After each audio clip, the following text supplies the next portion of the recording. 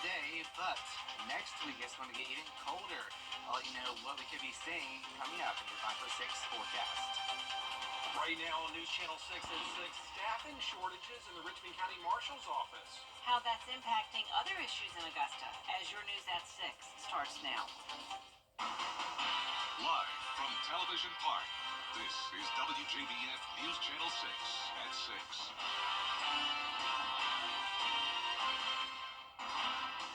Good evening, everyone. I'm Jenny Montgomery. I'm Brad Means. We do thank you for joining us. Coverage you can count on begins with staff shortages causing issues with the Richmond County Marshal's office. They're looking at 23 vacancies there as people leave for other higher-paying jobs. And this is impacting a growing problem here in Augusta, the number of illegal signs along city rights-of-ways. George Escala has the story.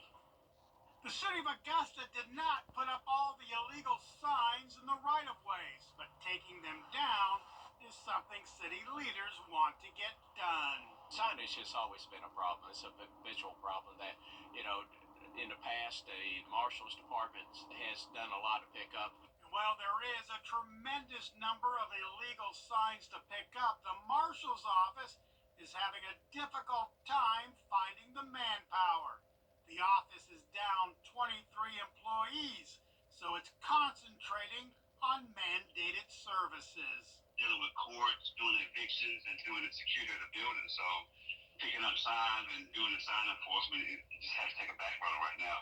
The marshal telling commissioners he needs a $320,000 budget increase to boost salaries in order to fill the vacancies. Still not equal with the sheriff's office, but it will make us more competitive in the market. City leaders are growing frustrated with the number of illegal signs, but $320,000 for the marshal is not in this year's budget. I do feel that the marshal does deserve some money, but what he's asking, we can't come to the table with that right now.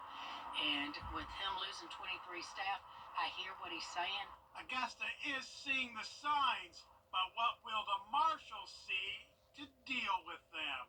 In Augusta, George Escala, WJBF, News Channel 6.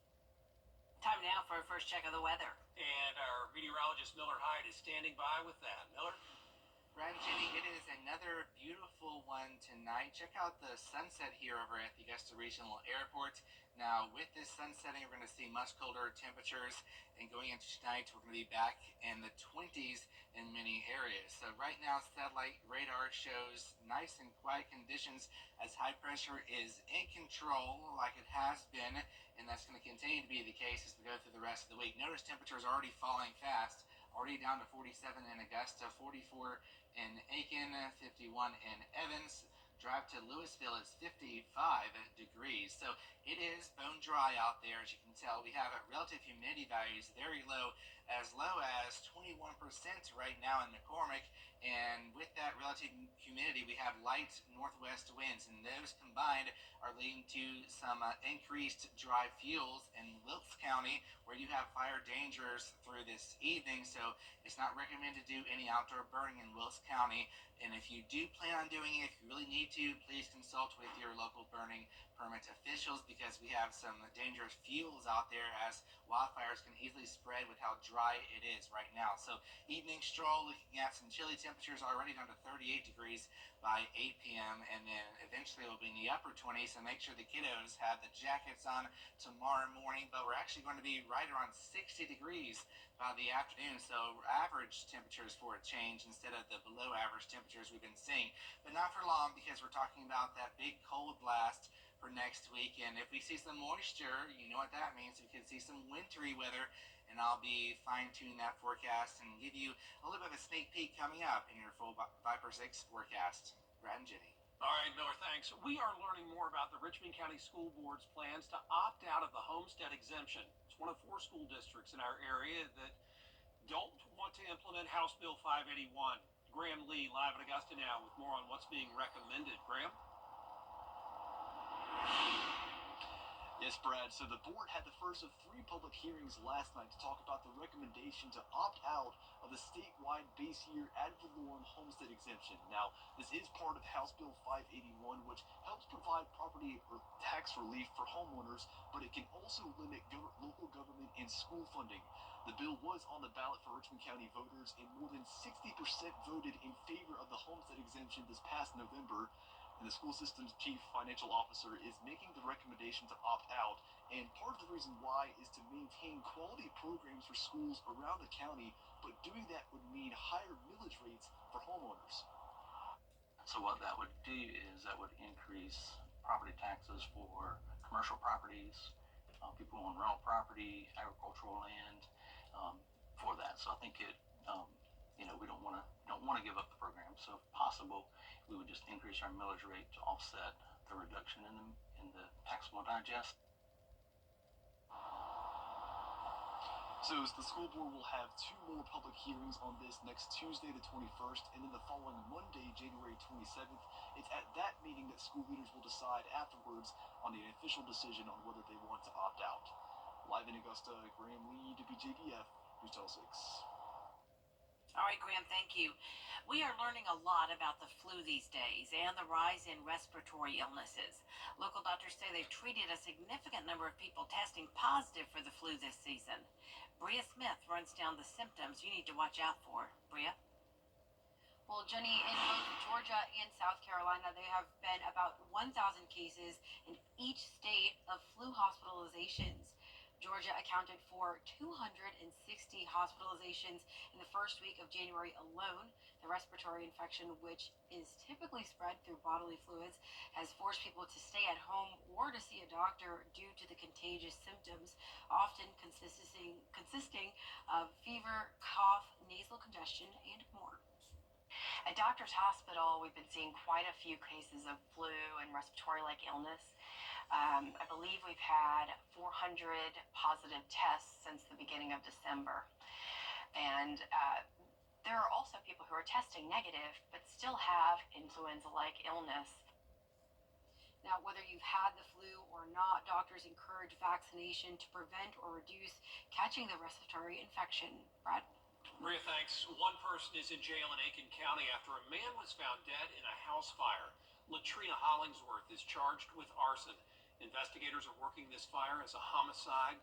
Markel Howard found dead Monday inside of a home on Kellogg Drive. Investigators say Hollingsworth set the home on fire and the victim died from injuries sustained in it. One person is in jail and a second suspect wanted after a shooting in Columbia County. Isaiah Bautista is facing charges. It happened yesterday at the Joyner Crossing apartment complex in Grovetown. Officers arrested him last night, and now police are looking for the other person on your screen. They do not have a name. They say Bautista dropped him off in the Deans Bridge Gordon Highway area. Authorities say the victim was shot in the chest. The victim did not live in that apartment, and deputies don't think it was a random shooting.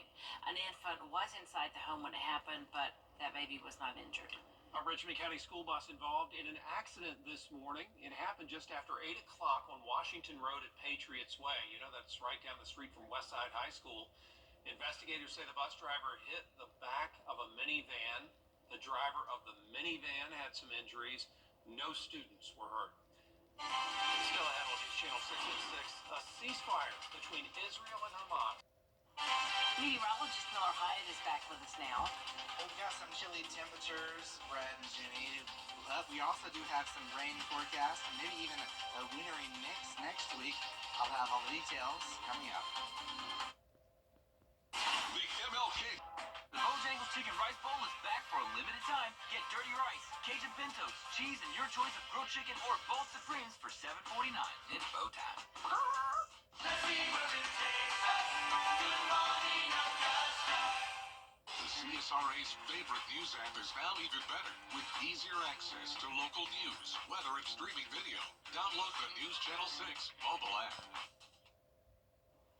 Now, your most accurate forecast with WJBF Live 5/6. Here's a cool view of Buffalo, New York right now with the snow flying, and that is pretty similar case for most in the Northeast right now, as we have the Lake Effect Snow Machine in full gear right now. So Buffalo, you're seeing some moderate snow up towards Syracuse. You're also seeing snow head down south to Pennsylvania, State College. You're also seeing some snow, and up towards Scranton, Pennsylvania, some snow is on your doorstep. But right now here in our area, no snow, because we have high pressure in control as of right now, leading to beautiful skies. We have a sunny day today, and the same goes for tomorrow, even a little bit warmer for tomorrow afternoon. So high pressure remains in control. That means all the rain is focused down towards Florida, and we're nice and dry. As we head into tomorrow, we're going to be seeing plenty of sunshine. Highs could hit 60 in many areas. A nice change.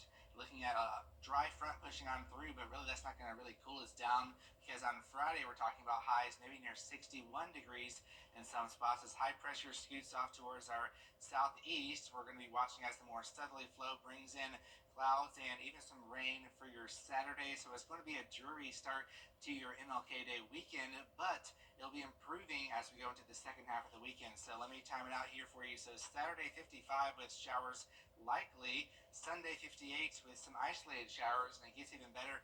MLK Day on Monday is 42 degrees, so much colder, but at least it'll be mostly sunny, and it'll be frigid, in fact, in the morning with lows around 20 degrees. So get ready for a blast of cold air. Here is the rain chances going forward. Like I mentioned, Saturday is going to be the greatest chance of some rain, a 70% chance, then going down to 20% chance Sunday. Monday looks dry, then we go towards another chance of some precip Tuesday and Wednesday, and with that we'll also see cold air, and you know what that means. If we get the two combined, we can see some wintry precipitation. So here is what we're looking at. Are snow lovers in luck? Maybe. There is a chance. As you know, the saying, you're telling me there's a chance. There is a very small chance right now. We do have some models showing that we have a Gulf low developing, and that's meeting up with the cold air for the middle of next week, Tuesday, Wednesday, and then some models are showing Thursday. That time frame is where we could see a chance of wintry weather, but we're still about 7 to 10 days away, so we're recognizing the pattern is becoming favorable. Once we get towards the weekend, we'll know if it's more likely, and then we'll fine-tune the details further if it will be snow, sleet, or rain, or all rain. Right now, I'm thinking it's going to be a wintry mix if we do see the moisture moving in toward the south. What we're really going to be seeing, though, the big story is going to be the cold. So highs will be in the 30s, lows near 20 degrees, wind chills in the teens, maybe even single digits. So here's the temperature trend. Highs going from 58 down to 38 degrees on Tuesday. Yeah, it's going to be a big shock to the system. 42 degrees on Sunday. Overnight lows near 20, maybe even some teens next Tuesday. So it'll be a good time to protect the 4Ps next week. So for tonight, temperatures in the upper 20s, not too bad. Tomorrow, temperatures right at average of 59 degrees. And as we look at your 10-day forecast, we've got those showers pushing in Friday night into Saturday with a lot of clouds around, temperatures in the 50s. And the next week, we watch for that chance of a wintry mix. So talking about those showers, it's now time to announce our Viper 6 umbrella winner. Today's winner is Shannon Walker of Beach Island. You can pick up your umbrella here at the station during regular business hours. And if you want to win your umbrella, all you have to do is go to WJBF.com. All right, Miller, thanks. Still ahead in sports, you're going to meet this week's scholar athlete from Westminster Schools of Augusta. Hear what he has to say about his journey both in competition and in the classroom. Sports is next.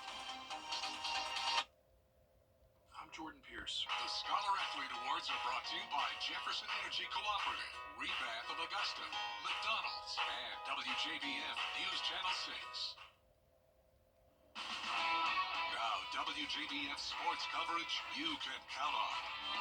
This week's scholar athlete is Levi Murphy of Westminster Schools of Augusta, and the two-sport star, no stranger to hard work. In fact, he actually enjoys it. The son of Chris and Elizabeth Murphy and the late Amy Murphy, Levi has been a varsity football and a baseball standout all 4 years at Westminster. He's a 4-year starting quarterback for the school's football team, winning either all-region or all-state honors since his freshman year, and he holds just about every school passing record possible and is a member of the Beta Club and National Honor Society, all while maintaining a 4.3 GPA. I'm very thankful for the opportunities I've got, just have fun, take it one day at a time, and, live in the moment. It's been a wonderful experience to coach him. I've been coaching him since he was in second grade, and just seeing him learn the game and grow in classroom, he's just such a hard worker that he excels in both the classroom and the field. He has a great ability to overcome obstacles, to think through things, and to just push through adversity. I'm really proud of those qualities in him for sure. Try to set an example every day and, bring as much energy as I can to the football field, whether it's, on game day or practice or whatever. The way I carry myself in the classroom, because there's always people watching, so you got to kind of carry yourself in the right way and, set a good example for the younger guys and lead them in the right way, because, how you go, they'll go, and you can't have your head down when things get tough, because, adversity is going to come, so you got to just stay ready and keep your head up and keep going. Oh, it's just amazing to watch how he's grown as a young man and to see him lead from the front and lead by example. He does such a good job at all of that.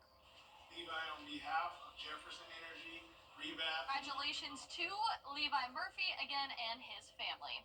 Well, if you're going to watch the Augusta men's basketball game tonight, don't forget to bring your stuffed animal of choice. That's right, it's Stuff the Stadium night at Christenberry Fieldhouse. That means that after the first main basket tonight, fans will be permitted to throw stuffed animals onto the court. The toys will be collected and donated to local charities. Last year's Stuff the Stadium event saw over 2,100 stuffed animals collected, and this year AU is looking for more. Tip-off for tonight's game is at 7:30 p.m. And the South Carolina Gamecock football fans already knew quarterback Lenora Sellers was something special. Now the nation knows it, and he has the hardware to prove it. The freshman signal caller was selected as the 2024 National Freshman Offensive Player of the Year Wednesday by the Football Writers Association of America. Sellers' 2,274 passing yards and 17 touchdowns helped South Carolina to a 9-4 finish with a 5-3 mark in SEC play. And the Georgia Bulldogs cracked the top 25 this week after Saturday's 72-62 win over Oklahoma. And the reward taking on 6th-ranked Tennessee tonight in Knoxville. The Vols got a bounce-back 74-70 win at Texas Saturday after being pummeled by 30 to 5th-ranked Florida last Tuesday. Now, if the Dogs win, it'll be their 3rd victory over a ranked team this season. Win or lose tonight, things stay on the challenging side with top-ranked Auburn coming to town on Saturday. All right, Gianna, thank you so much for that. We'll be right back.